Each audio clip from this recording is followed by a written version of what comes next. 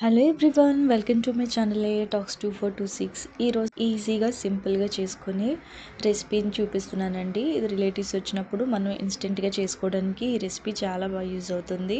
So late చేయకుండా video చూసేద్దామండి. ముందుగా 3 మెంబర్స్కి సరిపడేలా తీసుకున్నానండి. నేను 6 టేబుల్ స్పూన్స్ శనగపిండి తీసుకోండి. దానిలోకి పావు టీ స్పూన్ పసుపు, పావు teaspoon salt, half teaspoon కారం, పావు టీ స్పూన్ వామ్ వేసుకుంటున్నానండి. ఇది ఆప్షనల్, మీకు కావాలంటే వేసుకోండి, లేదంటే స్కిప్ చేసేయండి. వామ్ వేసుకోవడం వల్ల మనకి ఈజీ డైజెషన్ అనేది అవుతుంది, అందుకని నేను వామ్ యాడ్ చేస్తున్నాను అనమాట. పావు టీ జీలకర్ర వేసుకొని బాగా కలుపుకోండి.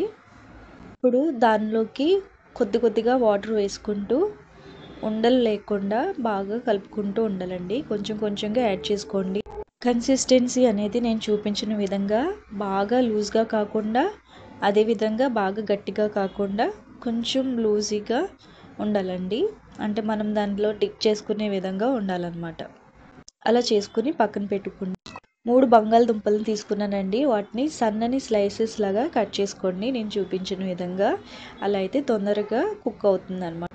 కట్ చేసుకుని పక్కన పెట్టుకోండి. తర్వాత ప్యాన్ పెట్టుకొని దానిలో 1/2 లీటర్ వరకు ఆయిల్ తీసుకోండి. ఆయిల్ అనేది ఎక్కువనే పడుతుందండి, ఎందుకంటే అవి బాగా ఫ్రై అవ్వాలి కాబట్టి ఎక్కువ ఆయిల్ అనేది తీసుకోవాలన్నమాట.